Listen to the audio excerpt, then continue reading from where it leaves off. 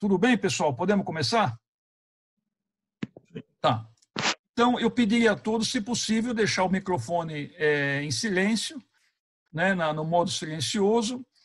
E para quem não sabe, particularmente aqui o Pedro Paulo, a nossa academia ela tem um patrono, o nosso patrono é São Francisco de Assis. E sempre, apesar de não ser uma academia confessional, ela não é uma academia católica, é uma academia cristã, no sentido amplo do pensamento cristão. Mas, há mais de 3 décadas, os nossos predecessores escolheram São Francisco como patrono da nossa academia. E desde aquela época, as tertúlias se iniciam com a oração de São Francisco. Então, eu queria pedir para a nossa querida Francis que lesse a oração de São Francisco nesse momento. Boa tarde a todos novamente. Oração da paz, oração de São Francisco de Assis. Senhor, fazei de mim um instrumento de vossa paz. Onde houver ódio, que eu leve o amor. Onde houver discórdia, que eu leve a união. Onde houver dúvidas, que eu leve a fé. Onde houver erros, que eu leve a verdade. Onde houver ofensa, que eu leve o perdão. Onde houver desespero, que eu leve a esperança. Onde houver tristeza, que eu leve a alegria. Onde houver trevas, que eu leve a luz. Ó, Mestre, fazei com que eu procure mais consolar do que ser consolado. Compreender que ser compreendido. Amar que ser amado. Pois é dando que se recebe, é perdoando que se é perdoado, e é morrendo que se vive para a vida eterna. Amém. Amém. Palmas. Obrigada. Muito bom, Francis. Bom, na sequência da nossa tertúlia, bom, eu não vou poder interromper toda hora para saudar o pessoal que está entrando, senão a gente não continua. Mas bem-vindo, Juarez, e bem-vindo, Márcia. Na sequência da nossa tertúlia, existe um momento de reflexão aí, que eu intitulei dessa forma, como Minuto Acadêmico. Na reunião passada, infelizmente, eu não consegui apresentar, não consegui compartilhar a tela. Então, e essa tela vinha muito na convergência do que a nossa apresentante, da nossa palestrante, a nossa Rosa Maria, a confreira Rosa Maria, apresentou na reunião passada, falou na reunião passada. Então, eu vou tentar compartilhar aqui agora e depois são só 4 projeções, depois eu vou enviar para a Dibonetti para que a gente insira essa apresentação no site, porque, na verdade, eu já fiz umas 14, 15 apresentações bem objetivas, que refletem um pouco da nossa história da Academia Cristã de Letras. Vamos ver se vocês estão vendo aí. Estão vendo, pessoal? Estão vendo ou não? Sim. Eu estou vendo. Muito bem. Bom, sim. Tá, então vamos lá. Eu intitulei essa apresentação como só se ama aquilo que se conhece. Então, é uma coisa muito simples. Como é que nós podemos gostar de uma entidade ou de alguém se a gente não conhece? Então, eu acho que conhecer um pouco da história dos nossos predecessores, das nossas conquistas, das nossas lutas, é de uma certa forma cultivar o amor, o carinho que a gente possa ter pela nossa entidade, no caso, a Academia Cristã de Letras. E essa frase, só se ama aquilo que se conhece, obviamente não é uma frase minha. Essa é uma frase de Santo Agostinho. E Santo Agostinho foi uma das, como vocês sabem, foi uma das mentes mais brilhantes da humanidade. E, felizmente para nós, ele está muito ligado à nossa academia, porque ele é o patrono da cadeira número 22, que tem por fundador Kielce Amazonas Correia. Teve o segundo ocupante, o Carlos Correia de Oliveira, que eu tive o privilégio de conhecê-lo, foi presidente da Academia Cristã de Letras, E, atualmente, essa cadeira é ocupada pela nossa querida poetisa santista Carolina Ramos, que, aliás, mandou-me um poema, se possível, para que eu possa ler no final da reunião. Muito bem. A nossa academia ela foi fundada em 14 de abril de 1967, uma sexta-feira. E ela foi fundada às 20 horas da noite, nesse prédio aqui, olha, no Clube Piratininga. Se vocês forem observar a fachada esquerda do prédio, vocês podem observar que é um prédio grande, né? Aqui não dá para se ver o topo do prédio. E lá no 26º andar, às 20 horas da noite, numa sexta-feira, na Rua Formosa, foi fundada a nossa academia, portanto, há 53 anos. Nessa reunião, estiveram presentes o Bernardo Pedroso, o Afonso Vicente Ferreira, que eu tive o privilégio de conhecer também, um grande poeta, o Nicola de Stefano e todos nós conhecemos o Antônio Rafael da Trate Silva, ainda o único membro fundador vivo entre nós. Esses foram citados como poeta na ata. E foram citados como professores o Sérgio Covelho, que foi o motivo da apresentação da Rosa Maria Custódio na reunião passada, e o Evaldo Berman. Curiosamente, eu pus aqui o nome do Evaldo Berman em vermelho, porque, embora ele estivesse presente na reunião, ele não se tornou membro da Academia Cristã de Letras. Então, o Sérgio Covelho foi quem apresentou e leu o estatuto e que foi aprovado. E aqui, só para ilustrar, as fotos que eu consegui desse pessoal. O Bernardo Pedroso hoje, o nome dele é honrado numa escola em São Bernardo, o Nicola de Stefano, o nosso querido Antônio Rafael da Trate Silva e o Sérgio Carlos Covelho, quem apresentou o estatuto. Ambos, tanto Lafayette quanto Covelho, na ocasião, eles tinham um pouco mais de 20 anos, quando a entidade foi fundada. E aqui, esse núcleo acabou escolhendo uma diretoria provisória, e nessa diretoria provisória, eles escolheram o nome do poeta Benedito Rodrigues Aranha para ser um presidente provisório. Então, essa aqui foi a primeira diretoria da Academia Cristã de Letras. Benedito Rodrigues Aranha, o Antônio Lafayette como secretário e o Nicola de Stefano como tesoureiro. E aqui está o local onde a entidade foi fundada.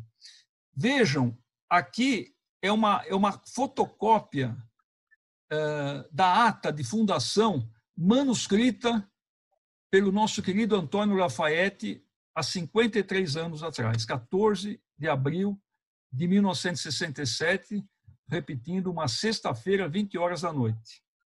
E aqui vocês vão ver, inclusive, o nome das pessoas que estão lá. Aqui está o Afonso Vicente Ferreira, o Evaldo Berman, que não se tornou membro, e assim por diante. Então, essa daqui é a primeira, digamos assim, reflexão que eu faço para introduzir um pouquinho a história da nossa entidade, principalmente para aqueles que não a conhecem, para que a gente possa ter mais um carinho maior, um amor maior pela nossa entidade. Bom, esse era o minuto acadêmico, né, de hoje, e agora nós vamos entrar no ponto alto da reunião. O ponto alto da reunião, eu estou treinando, hein, pessoal? É isso aqui, ó. O ponto alto da reunião é a nossa palestra com a querida acadêmica Maria Cecília Naclério Homem. Então, eu vou falar algumas palavrinhas da Maria Cecília para que aqueles que não a conhecem possam conhecê-la.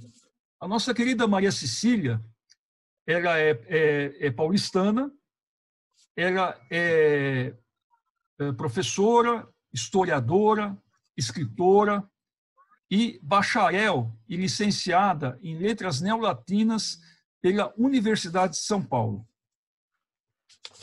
A Maria Cecília fez cursos de especialização em língua italiana, em língua francesa e em língua espanhola.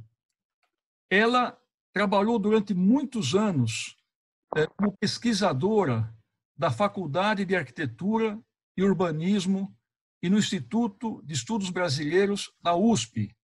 Aliás, ela fez mestrado e doutorado na USP. E ela publicou diversos livros.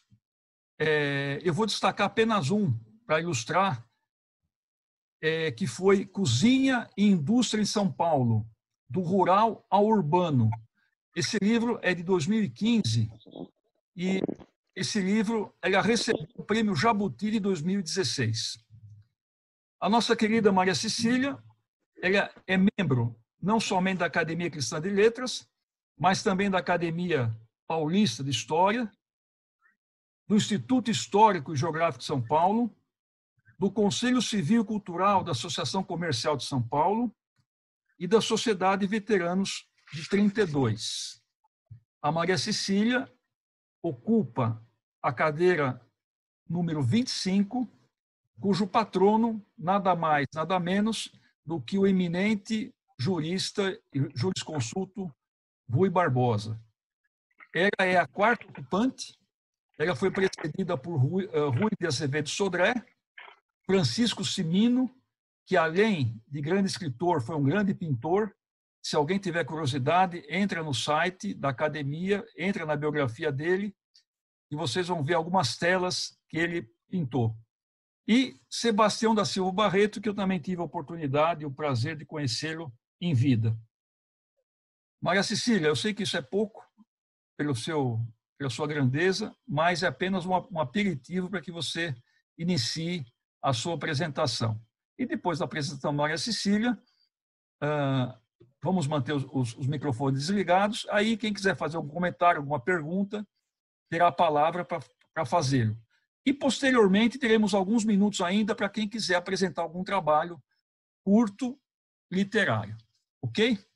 Então, vamos lá. Maria Cecília, com você a palavra.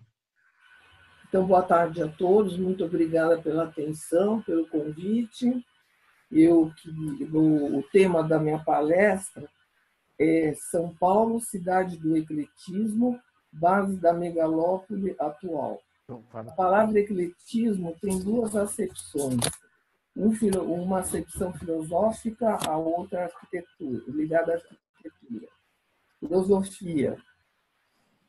Trata-se de uma diretriz teórica originária da antiguidade grega e retomada ocasionalmente na história do pensamento, que se caracteriza pela justaposição de teses e argumentos oriundos de doutrinas filosóficas diversas, formando uma visão de mundo pluralista e multifacetada. Do ponto de vista da arquitetura, são estilos históricos sucessivos que aparecem a partir de finais do primeiro quartel do século XIX e vieram se juntar ao neoclassicismo, o qual chegara ao Rio de Janeiro em 1816 com a missão artística francesa como reação ao barroco.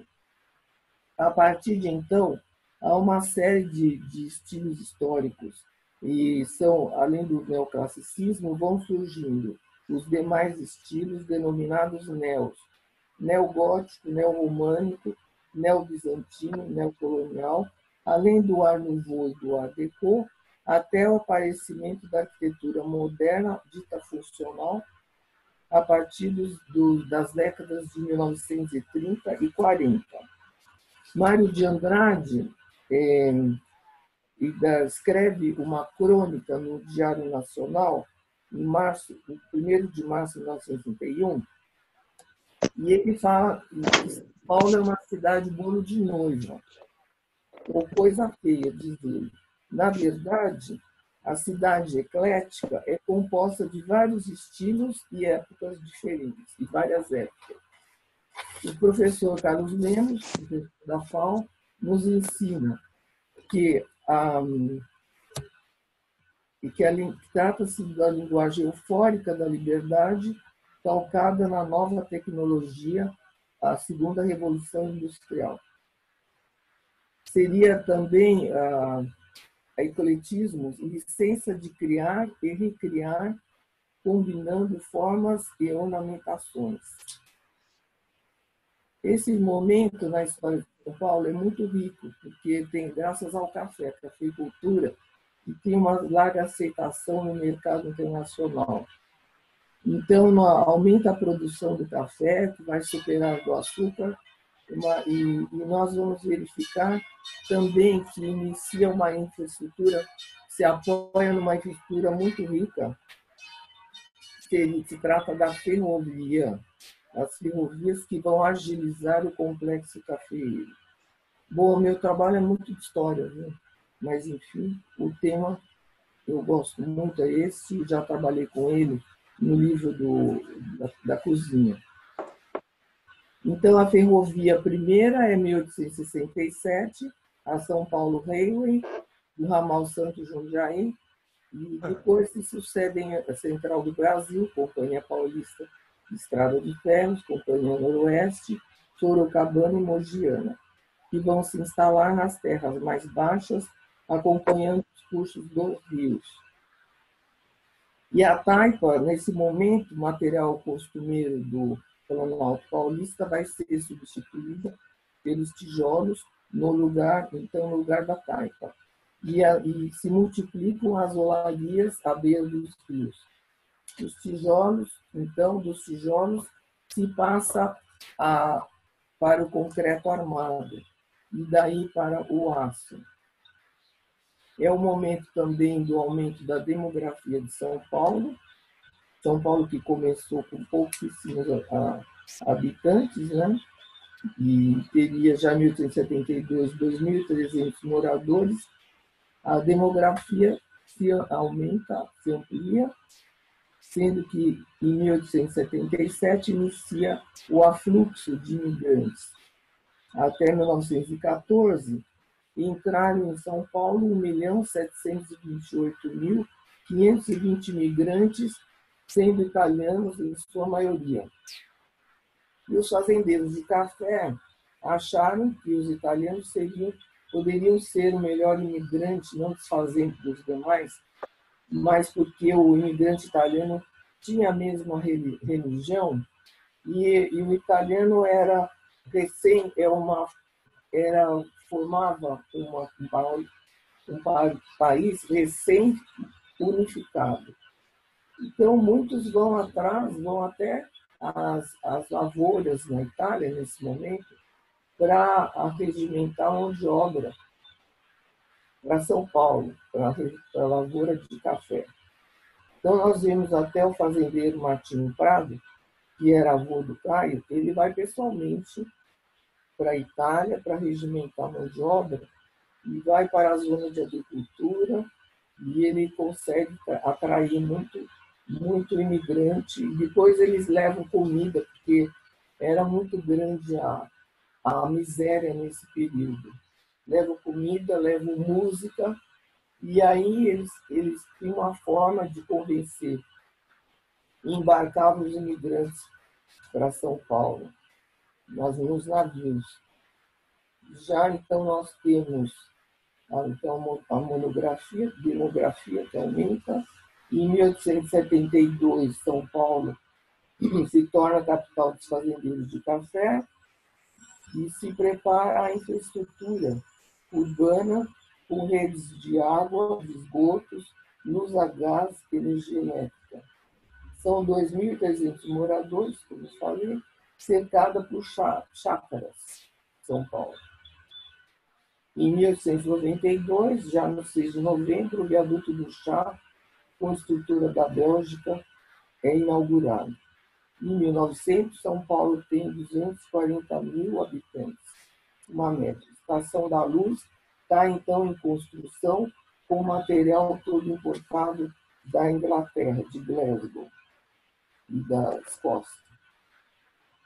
Nesse momento também já se desenvolve a industrialização com máquinas a vapor, energia elétrica, bondes a eletricidade, aniagens quer dizer, sacaria de café, frigoríficos, moinhos, fábricas de papel, fábricas de gelo, cerveja e vinícolas.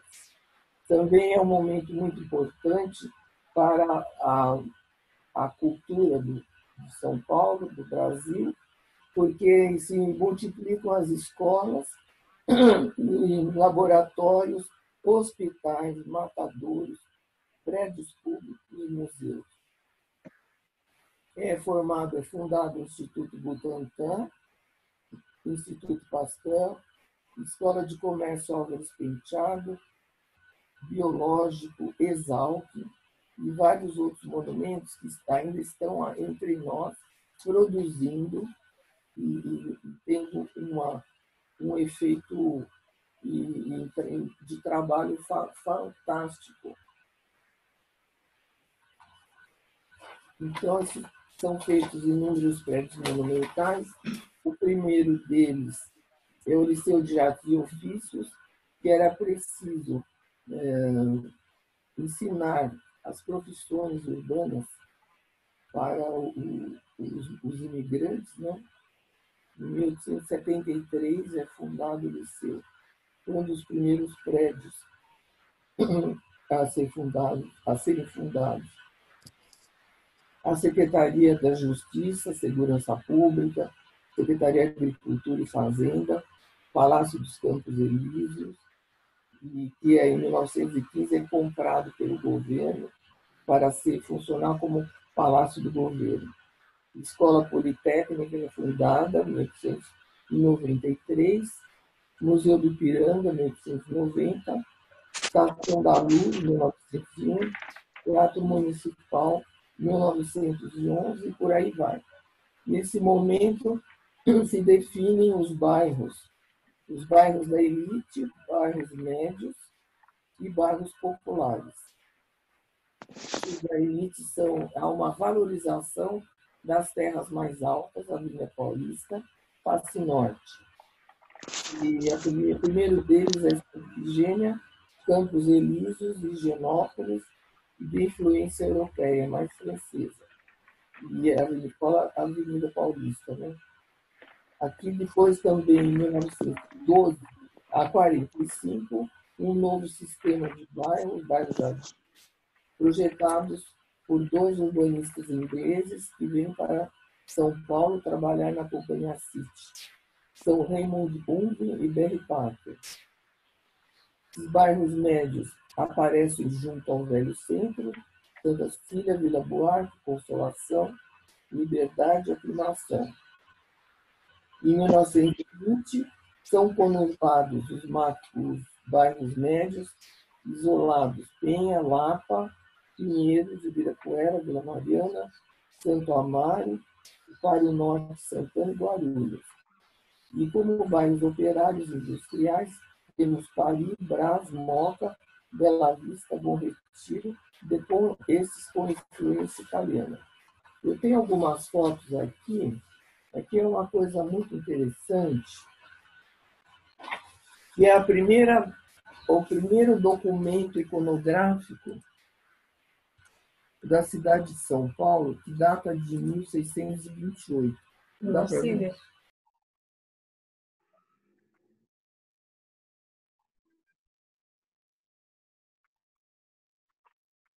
Doutor Hélio?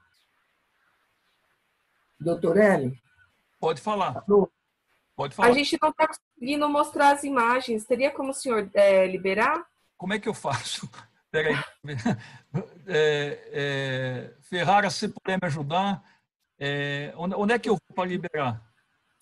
Na verdade, deixa eu ver quem está como host aqui, com licença. Sou eu. Participantes. É no mesmo lugar, Hélio, você tem que colocar a nossa palestrante como ela que quer enviar os slides. Isso. Então, tem que colocar como co-host. Então, vou tentar aqui. Maria Cecília, more. A Maria Cecília. Make host. Pronto, vamos ver. Eu acho que tá... Isso, agora deu certo. Dá uma olhadinha. Acho que está liberado. Tenta aí, Bruna. Dá? Deu. 1628.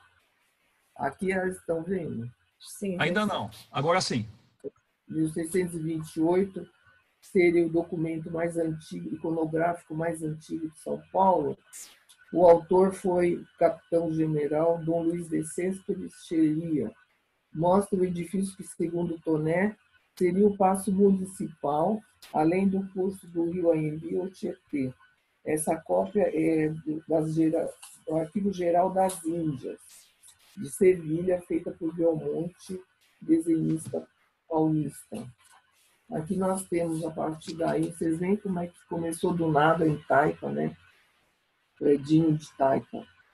Agora nós temos já em 1900 a Estação da Luz, o material importado, como eu falei. Estruturas metálicas. Aqui já temos o Largo do Palácio, de 1901, Secretaria da Agricultura, foto do livro A Cidade da Light. E temos uma sucessão já de prédios importantes que formam a ala nova do Palácio do Governo, construídos depois da demolição da velha igreja jesuíta. O Torreão, com prédios misturados com renascentistas.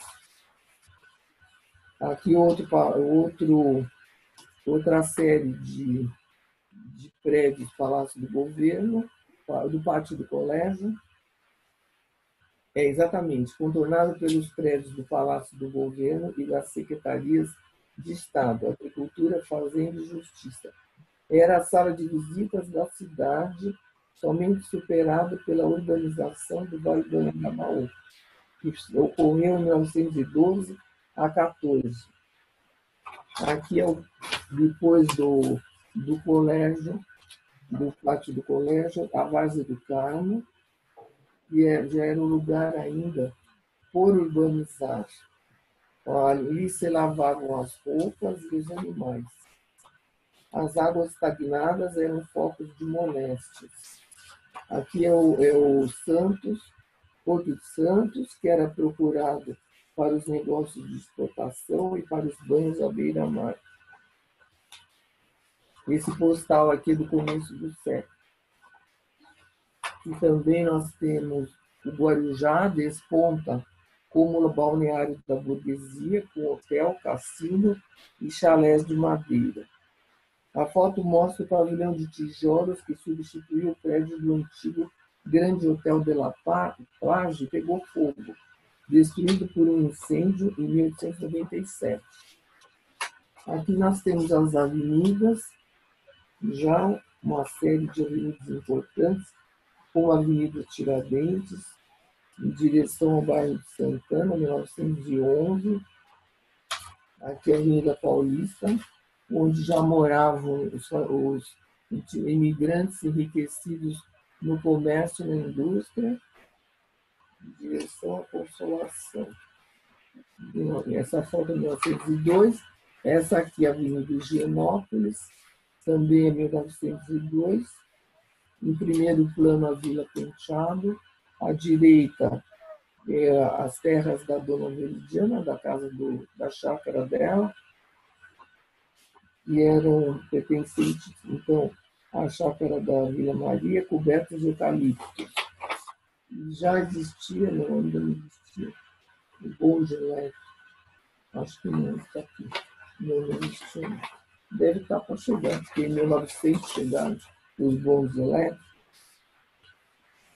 Aqui uma série de prédios ecléticos, irregulares, também na exposição comemorativa do primeiro centenário da abertura dos portos, em 1908, no Rio de Janeiro. Aqui é outro prédio eclético também, dessa exposição de 1908, no Rio.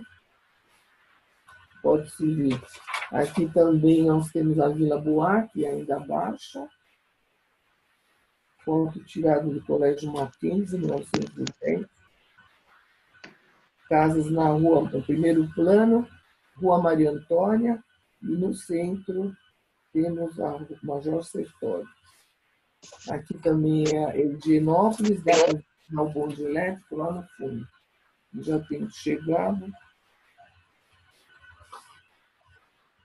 Aqui é a Rua Maranhão também, de Pernópolis.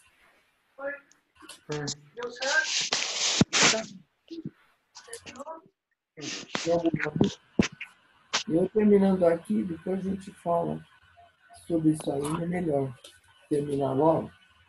A residência do Alexandre Siciliano, na Paulista, do Conde Alexandre Siciliano, e com a Joaquim Eugênio de Lima.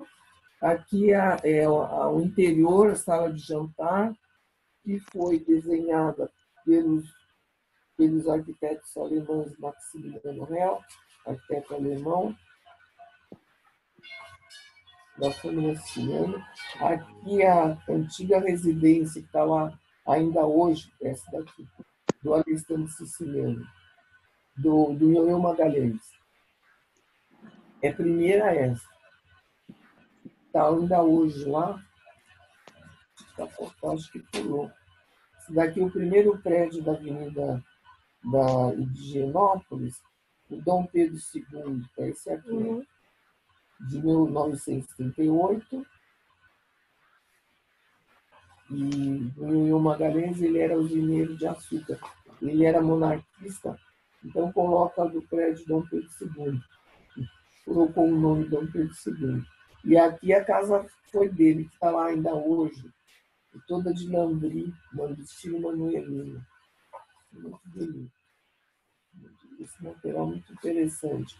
Aqui o Palacete Pacheco Silva, também na Avenida Higienópolis, da Belle Époque. E aqui nós temos uma série de igrejas. Primeira tipologia brasileira identificada por Ricardo Severo na segunda conferência que proferiu sobre a arte tradicional do Brasil, em 1917. É composta de exemplares de maior simplicidade que se encontram na Baixada Santista, esse material. E a partir daí ele vai entrar no neocolonial, estilo neocolonial. Aqui tem um palacete na Paulista, no estilo neocolonial, feita por Ricardo Severo, do escritório de Ramos de Azevedo, em 1916, e com influência hispânica. E aí tem o interior do palacete, pode mostrar, com uma divisão, contudo, é francesa, né? Dividia em 3 partes a casa. A partir do térreo tem a parte social, em cima repouso e nos fundos serviço.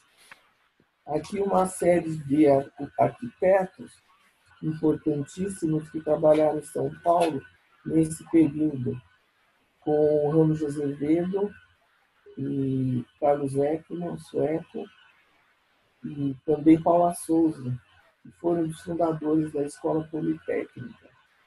Temos aqui, então, Carlos Ekman, como eu falei, Domiciano Rossi, que formou o Teatro Municipal, construiu o Teatro Municipal, Maximiliano Hell, tem Ricardo Severo, como já mostrei. Aqui ele vai aparecer na porta da sua casa, no bairro, perto da casa do Ramo de Azevedo, perto da Rua Pirapitimbi, vai ser na Rua Taguá.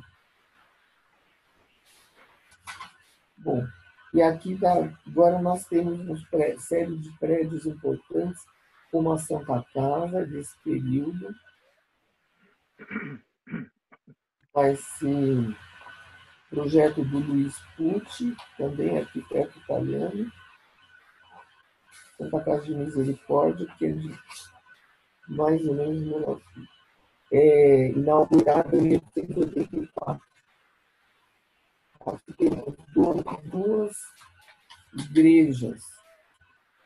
O arquiteto Jorge Philipp Steinbock, que participou da Semana de 22, com casas a primeira igreja é Nossa Senhora do Carmo, e depois a outra igreja, que não foi construída, que seria debaixo a igreja da Nossa Senhora do Brasil.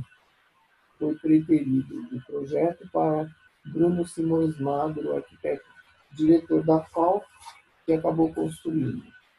Aqui temos o neogótico, outro estilo neo, né, que é a Catedral da Serra, inaugurada em 1954, por Maximiliano Real.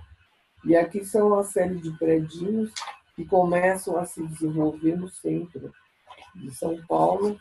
O primeiro deles, maior, foi de 14 andares, do arquiteto Cristiano das Neves, que fundou a Engenharia do Mackenzie, Escola de Engenharia do Mackenzie, com 14 andares, então, em 1924.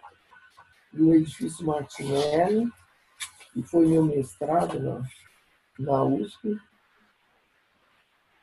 de 1925 a 29, que ele foi construído, possuía 30 andares, 130, 105 metros de altura, já em concreto armado. O anterior também. Nós temos, então, já os prédios mais altos da cidade, em concreto armado. Aqui o prédio Saldanha Marinho, de 1929, 12 andares. E aqui o primeiro prédio moderno, da arquitetura moderna, que é o edifício Ster, construído em 1935. O prédio Altino Arantes, também com 35 andares, o antigo edifício do Banespa, né? Foi construído pelo arquiteto Plínio Botelho de Amaral, em estilo Art Deco. E aqui tem uma foto da cidade com 3 formas de ocupação. Mas é um pouco pequena, mas é interessante porque ela mostra as várias faixas de ocupação. No fundo, no skyline, os prédios novos, maiores. Depois vem os prédios do bairro da Elite e até chegar nos bairros de influência italiana. Os bairros são os bairros mais modestos. Nesse momento também coincide com o aparecimento das casas modernistas. Essas casas do Varchaves, construídas no Pacaembu, na rua Itápolis, inspirado nos mestres do racionalismo europeu.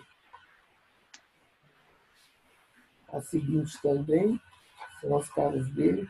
E aqui a primeira igreja bem moderna, de arquitetura moderna que nós temos, que é da ordem dominicana, incluída a arquitetura moderna paulista, situada nas Perdizes, na rua Caibi, 64. Agora eu estou às ordens, se vocês quiserem alguma coisa, porque minha preocupação foi falar mais como me propôs a falar da cidade. E hoje nós ainda temos essa mesma cidade, os alicerces dela, que se desenvolve nesse período do café. Agora, se tiver alguma dúvida, eu estou às ordens. Parabéns, Cecília. Muito bem. Obrigado. Eu queria agradecer a Cecília porque, além da apresentação dela, ela se ateve bem ao tempo que eu havia proposto. Então, nós vamos abrir agora a palavra para alguns comentários pertinentes ao tema que ela apresentou. Então, eu queria começar passando a palavra para a Dibonete. Não, Maria Cecília, acho muito interessante quando você mostrou aquela parte dos arquitetos, aquele monte de arquitetos, o George Grug. Só fazer uma observação que o George Grug, ele foi o tio da Anita Malfatti, que bancou as viagens dela no exterior. Só fazer essa observação. E foi dela que tem Guilherme Malfatti também, acho que é irmão dela, né? Irmão dela. É importante. Tem até uma casa aí, aqui atrás, na Rua dos Franceses, que ele construiu. Interessante também, o Malfatti. Doutor Hélio?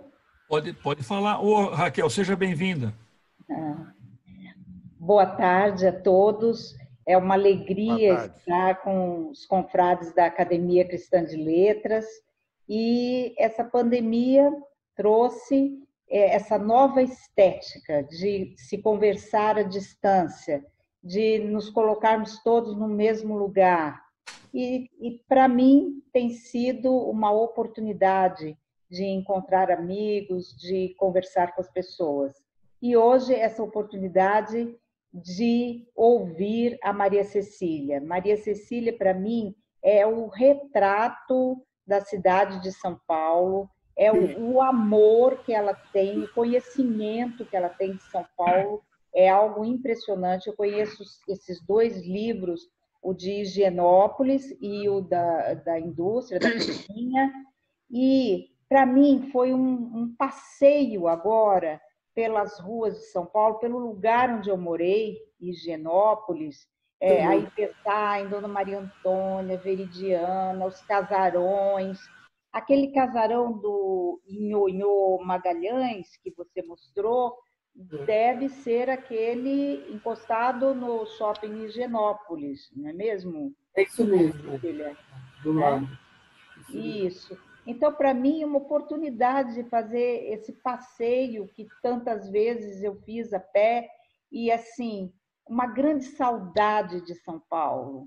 Eu digo que saí de São Paulo num momento em que eu estava amando muito São Paulo e amando com tudo, com uma grande ternura sobre os viadutos cheios de mendigos, as grandes casas, a Avenida Paulista, com tudo. Eu estava compreendendo, de alguma forma, a cidade de São Paulo, absorvendo a cidade de São Paulo. Então, Maria Cecília, eu quero colocar assim, a grande admiração que eu tenho por você, pelo seu trabalho, dizer que eu estou sentindo muita falta das nossas conversas, principalmente sobre história, sobre a história do Brasil, a sua lucidez, o seu posicionamento. Tudo isso está me fazendo realmente muita falta. E eu fiquei interessada nesse Alexandre Siciliano. Você poderia comentar mais alguma coisa sobre ele? Ele era imigrante italiano, enriquecido, né? E fez muita coisa pelo problema que houve com o café. Ele participou muito, teve grandes ideias. Eu até tive contato com a família dele, mas eu não me lembro mais muito a entrevista. Eu sei que eles foram formidáveis, super atenciosos. Ele fez uma proposta para o problema do café nesse período. Eu posso procurar melhor o trabalho. Realmente ele foi formidável, uma inteligência, viu? E assim, para terminar, Maria Cecília, é muito bom você ter citado Mário de Andrade, porque Mário de Andrade é outro nome que, para mim, representa São Paulo. E assim, se você pudesse citar novamente a frase do Mário de Andrade sobre São Paulo que você colocou. Cidade de bolo de noiva, coisa feia. Cidade de bolo de noiva. Bolo de noiva. Ele chama São Paulo de bolo de noiva, porque vários estilos, né? Uma sucessão de estilos. Coisas que vão sendo construídas e desconstruídas. Construídas, desconstruídas ou construídas, e dependendo, ainda tem gente que gosta. Por exemplo, tem uns que são a favor, né? Então, isso é muito relativo. Mas é uma opinião dele. Na época, chamava atenção, né? Uma diversidade de estilos. E ele fez essa crítica, uma crônica do Diário Nacional. Você não vai voltar para São Paulo, não? Não pretende voltar? Eu sempre sonho com isso, Maria Cecília, mas estou entregando tudo nas mãos de Deus. Vamos esperar. Agora a gente está lutando, é uma fase de névoa, lutando pela vida, pela sobrevivência no meio desse momento, mas São Paulo está no meu coração e a Academia Cristã de Letras especialmente. Tá? Beijo. Faço votos, obrigada pela sua participação e que você retorne quanto antes para nós. Olha, que sua palavra seja profética. Meus filhos estão morando aí, né, Maria Cecília? Em Higienópolis. Então, meu vínculo com São Paulo continua grande. Beijo. Alguém gostaria de fazer algum comentário sobre a palestra? Francis, se alguém tem... Eu gostaria. Levanta a mão assim. Eu tenho 2 palavras a dizer. Então pode falar, Verdasca. Ora bem, como se falou, e muito bem, de São Paulo, muitas novidades, eu rapidamente iria enfocar a fundação da cidade. Com o primeiro governador-geral, em 549, chegaram os jesuítas. Em 53, o governador pegou o Manuel da Nóbrega e desceu ao longo da costa até São Vicente. Nóbrega, em agosto de 53, subiu ao Planalto de São Vicente.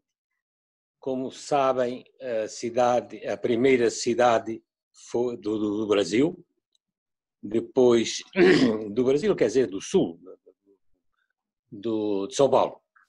E subiu ao Planalto, visitou a grande aglomeração de índios. Eu estou sendo ouvido, não? Ah, tá, eu ouvi. A grande aglomeração de índios em Itu, regressou à Baixada através desta região de São Paulo e escolheu o lugar para a fundação da cidade.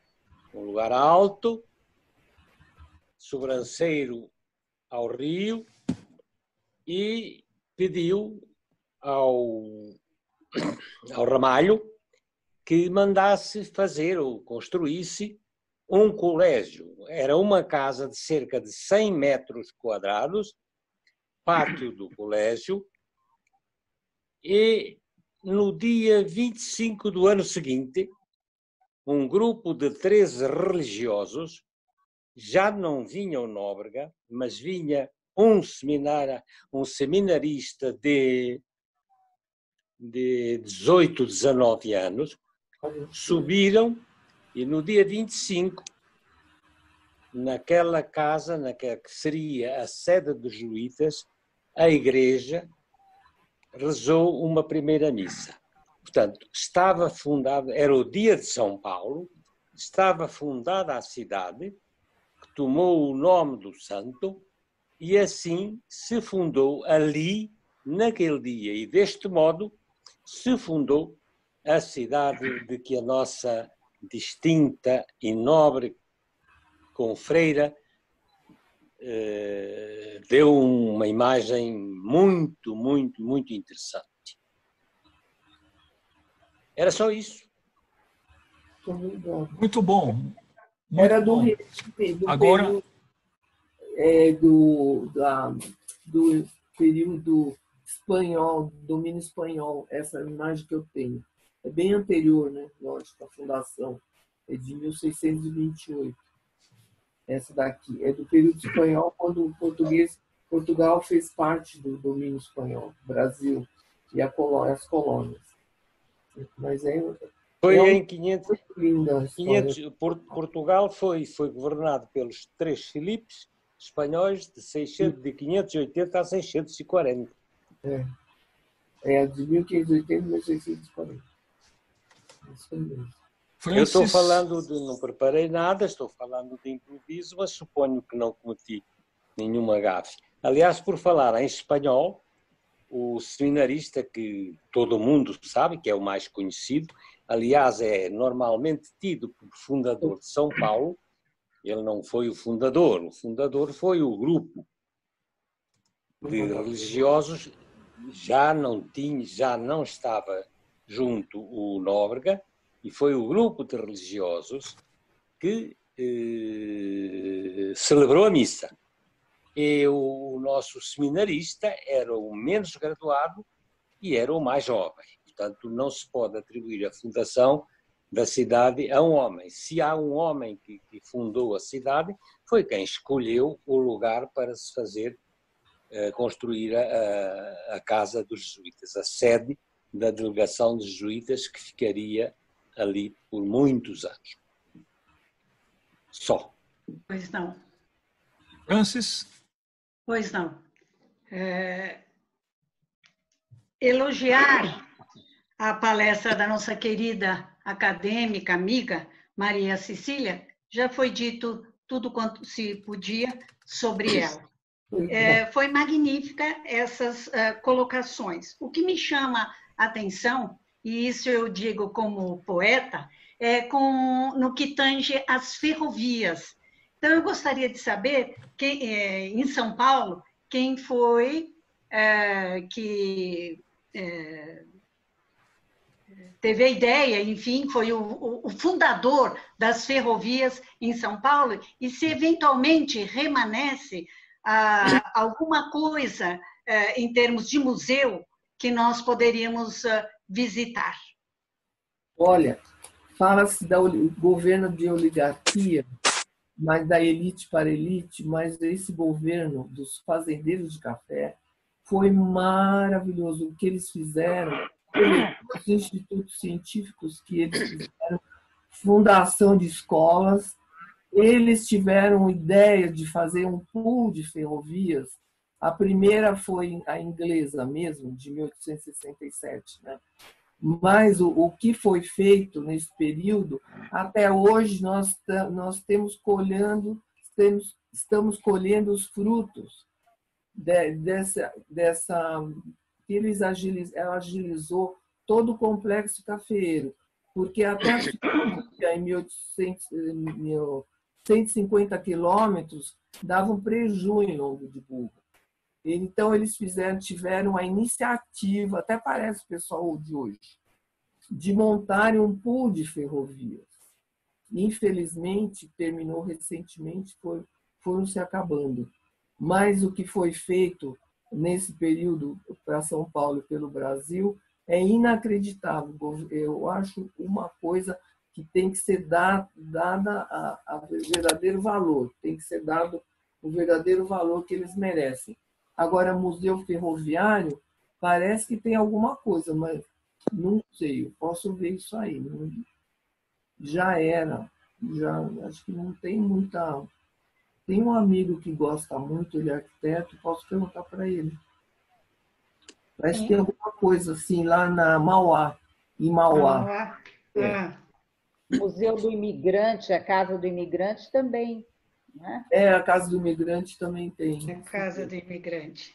Sim, porque lá no Sul há uma exposição, não me recordo agora da cidade, daquelas dos vinhos, etc., em que eu visitei, e inclusive também fora do Brasil, e é um espetáculo. E é uma pena realmente que não tenham dado o devido valor às nossas ferrovias, porque nós não teríamos esse problema de trânsito, etc., que nós temos atualmente. Eu agradeço, Maria Cecília. Francisco, pode falar, Francisco. Se alguém quiser falar, levanta a mão para mim que eu chamo. Francisco. A respeito do Alexandre Siciliano, mais conhecido como Conde Siciliano, ele era dono de uma empresa de mecânica pesada e ele contribuiu muito para a Revolução de 32, fabricando capacetes, canos para canhões, para metralhadoras. E eu tive a oportunidade de ser vizinho dele, que ele morava na Paulista entre a Brigadeiro e a Eugênio de Lima, e eu morava na Alameda Santos, entre as mesmas ruas. Então, eu morei atrás da casa dele. E, como bom vizinho, e, posteriormente, em 1972, eu vim encontrar o Lauro Siciliano, que é parente dele, que também foi combatente de 32. Então, essas são as informações que eu tenho sobre o Alexandre Siciliano. O Caio Prado Júnior, que foi historiador, importante historiador, ele falava que sem os imigrantes, São Paulo não teria chegado onde chegou, porque realmente o trabalho do imigrante foi importantíssimo. Bressani, se alguém tiver falar... Bressani. Estão me ouvindo? Claro. Vamos. Eu gostaria de fazer uma homenagem a Maria Cecília, em reconhecimento ao que ela vem fazendo por São Paulo e também pela Academia Cristã de Letras em especial. Isso em forma de uma poesia de respeito a São Paulo, retratando essa evolução que ela tão bem retratou. E essa poesia tem o nome de São Paulo, terra de nuances plurais. Esta abençoada terra da garoa, onde o mundo inteiro aportou, é uma terra de nuances plurais, fruto de quem por ela optou. Etnias das mais diversas cores juntam-se neste caldeirão fervilhante, neste melting pot universal, formador de traços de união constante. Estilos, modos, comportamentos chegam e logo se harmonizam, criam retratos únicos que aos olhos de cara conquistam e impressionam. A singularidade dessa nova gente acolhe e se impõe pela singeleza do belo, pela galhardia e visões que extrapolam a racionalidade filosófica em paralelo. Quanto ao problema da metrópole, São Paulo cuida de suas diversidades, sejam elas problemáticas ou boas, próprias do viés das grandes cidades. Suas esquinas confluem e estampam vida. Também o colorido intenso dos sonhos, a perspectiva projetada por suas razões, tanto quanto por seus alaridos risonhos. É aí que está difícil separar a página aqui. Arranha-céus, castelos, teatros e viadutos, visões de cálidos insights futurísticos, em meio a milhões de passos indo e vindo, conquistando arquitetados sonhos altruísticos. Assim é minha São Paulo, de sempre, e para sempre, minha São Paulo querida, aonde o futuro sempre chega primeiro, explodindo oportunidades ao gosto da vida. Por isso, este meu canto eivado de amor, singelo, mas vívido qual a própria história, vívido qual sua própria história, nascida sob as bênçãos fluídas de Anchieta, para ressoar intensa aos píncaros da glória. Que lindo. Esta é uma singela homenagem a Maria Cecília. Gostaria muito de ter essa poesia. Você... Manda para publicar no site, para Di Bonetti. Bom, com certeza ela terá. Alguém tem mais algum comentário? Então, Pedro Paulo... Eu queria falar só uma manifestação literária que eu fiz, um pequeno poema sobre a pandemia. Posso deixar mais para o fim, se quiser. Então, deixa para o final. Tá bom. Vamos só encerrar. Eu só queria encerrar, então, esse assunto da Maria Cecília. Eu quero pegar o gancho dela. Ela falou o seguinte, que o São Paulo, com outras palavras, São Paulo chegou no que chegou pela força da imigração, né? A pergunta que eu faço é a seguinte, eu também não tenho dúvida que isso foi um fator grande para que São Paulo desenvolvesse. São Paulo é a maior cidade do hemisfério sul do planeta Terra. 12 milhões de habitantes, tem mais isso. que Portugal. E a grande São Paulo tem 17. Me diz uma coisa, todo o sul do Brasil, todo o sul, particularmente Santa Catarina e Rio Grande do Sul, e um pouco do Paraná, receberam também imigrantes, mais ou menos na mesma época que São Paulo, mais ou menos. A que se deveu, na sua opinião, essa pujança que São Paulo teve, esse destaque que São Paulo teve, em detrimento de outras cidades que também receberam uma carga enorme de imigrantes? Seria a força da cafeicultura ou seria algum outro fator na sua visão? A cafeicultura, a infraestrutura, né, que se baseou e acho que também a larga aceitação do café no mercado internacional enriqueceu muito, superou até o açúcar. Né? Muito legal. Então, exatamente, trouxe todo esse pessoal para São Paulo. Foi, eu acho que a mais importante mesmo das imigrações foi desse período do café. Muito legal. Obrigado, Cecília. Realmente, eu tenho a impressão que nós vamos sair daqui, todos nós, paulistas, com gostinho de quero mais. Então, vejam bem, Cecília, isso daqui que eu vou mostrar aqui é um agradecimento a você. Você vai receber agora virtualmente e depois eu vou te mandar, a Bruna vai imprimir para você esse seu certificado pela sua apresentação. Obrigado.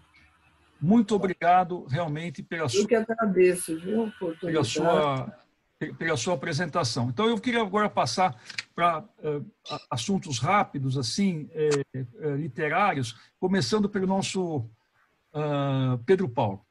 Por favor, Pedro, pode apresentar a sua poesia. Antes de apresentar, eu queria dar os parabéns à professora doutora Maria Cecília Anaclerio Homem pela sua significativa palestra, ora passada a todos nós. Muita cultura, muito inteligente, foi de um prazer significativo estar aqui hoje e participar dessa live. Eu vou dizer a vocês um pequeno poema que eu fiz sobre a quarentena. Na madrugada insone, penso em voz baixa para não acordar o inimigo oculto que ronda e me assombra. Na madrugada insone, ouço a voz do silêncio que grita mais alto que a trombeta das notícias indesejadas. Na madrugada insone, rezo ao divino para o medo se afastar do meu pensamento ansioso e triste. Na madrugada insone, as meninas de meus olhos almejam que o mortal calor das noites em claro suma para sempre e que os anjos novamente possam adormecê-las nos braços de Morfeu. Parabéns, Pedro Paulo. Parabéns. Muito obrigado. Alguém tem algum pequeno trabalho para apresentar? Ele soube transformar a pandemia numa Isso mesmo. bonita. Parabéns, Isso mesmo. viu? Muito obrigado. Transformando. Me permitam interferir. Nós estamos aí com o nosso confrade, Renato Nalini. É um prazer vê-lo aqui, o Renato. Um grande abraço. Obrigado. Eu tive um podcast jurídico com o pessoal do Rio Grande do Sul, de Salvador, e terminou exatamente agora. Eu falei, vamos ver se ainda pego alguma coisa. Não, com certeza. Perdi a conferência da Maria Cecília, mas, perdão, trabalhando mais do que antes da pandemia, que estranho isso, né? Exato, compreensível, mas um prazer em vê-lo, reitero. Obrigado. Doutor Nalini, seja muito bem-vindo aí. Obrigado, Ana. Então, para terminar, eu vou ler um poema que vem bem a propósito, não somente por São Paulo, mas por ser esse mês, julho, e nós termos tido aqui uma data histórica caríssima ao nosso Estado, que é a Revolução de 32. Então, esse poema não é meu, porque eu não tenho essa capacidade de fazer esses poemas maravilhosos, mas é um poema que me foi enviado pela Carolina Ramos, que é uma confreira que nós temos de Santos, nonagenária, embora ela tenha uma idade já avançada, ela é extremamente lúcida e muito participante quando as reuniões eram presenciais. Bom, então eu vou lá ver. Ele intitulou a lição 32. São Paulo, que é sinônimo de glória, de luta, de trabalho e de valor, quem ouve as páginas da história, com ímpeto de altar salvador. Não é. São Paulo, laborioso, que congrega os músculos potentes do operário, o vigor do intelecto e, nas refregas, o dinamismo e o esforço voluntário. São Paulo, que mantém tão viva e ardente a pira do ideal de 32, que abre portas a irmãos e a toda a gente, sem indagar o que farão depois. Contempla agora a tumba dos teus filhos, colocados no altar da lealdade. No bronze que a reveste, correm trilhos de lágrimas, de dor e de saudade. Se desse sangue que empapou a terra, se dessas lágrimas que mães choraram, se do idealismo que esse feito encerra, não brotassem os frutos que brotaram, se os corpos que rolaram na trincheira, ampliando a legião dos mutilados, se os heróis de Buri, Túnel, Pedreira, tivessem sido em vão sacrificados, então, meu São Paulo, abafarias teu grito no torpor da indiferença, à surdina do tempo entregarias teus ecos, teu roteiro, tua crença. Quando límpidos séculos refletem a pureza e honradez dos teus intentos, os anais pátrios com rigor repetem a lisura inegável dos eventos. Luta, pois, meu São Paulo, sem cansaços, pelos direitos do teu rumo certo. Poderoso titã, abre os teus braços, enfrentando o futuro, peito aberto. Sempre ajudar a quem merece ajuda. Desde as bandeiras, abres teu caminho. Filho leal, que a pátria mãe escuda. Seguindo em frente, não irás sozinho. Então, homenagem à nossa poetisa Carolina Ramos. Muito bem.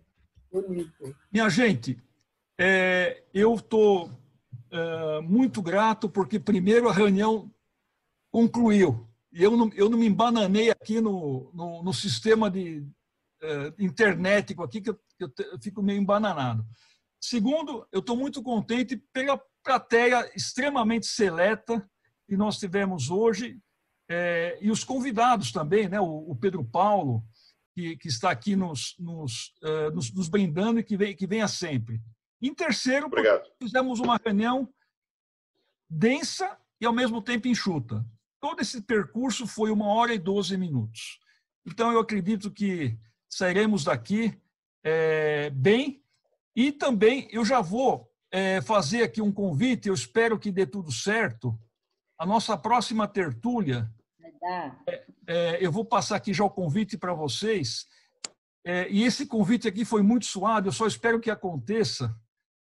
Nós teremos o privilégio, se Deus permitir, de ter o Dr. Ives Gandra na próxima tertúlia, que ele vai falar sobre análise da conjuntura atual brasileira. Eu confesso a vocês que eu já tentei pelo menos umas 4 ou 5 vezes convidá-lo para a tertúlia. Então, uma hora foi o final do ano, uma hora foi a doença que ele teve, uma hora foi a pandemia, uma hora foram os compromissos inúmeros que ele tem. Mas, de qualquer maneira, vamos torcer para que, na próxima tertúlia, o nosso querido Dr. Ives esteja com a gente, e todos vocês que aqui estão nos vendo são candidatos também a fazer uma apresentação aqui na nossa tertúlia. Eu acho que a gente tem um motivo a mais de nos reunir, trazendo temas os mais diversos possíveis nesses momentos de enlevo. Então, pessoal, muito obrigado. Boa tarde a todos. Uma boa semana e um abração virtual, mas muito tarrachado. Tá bom? Um prazer. Boa tarde. Obrigada pelas presenças, foi um prazer. Obrigado, Francis. Isso, eu que agradeço. Obrigado, dona Lídia. Boa tarde, Hélio, pela oportunidade. Naline, Muito grato. Raquel, Muito grato. Cília, Bressane, a todos. Todos. Márcia, Carlos Ferrara, você é um anjo meu aqui. Hélio, obrigada, gente.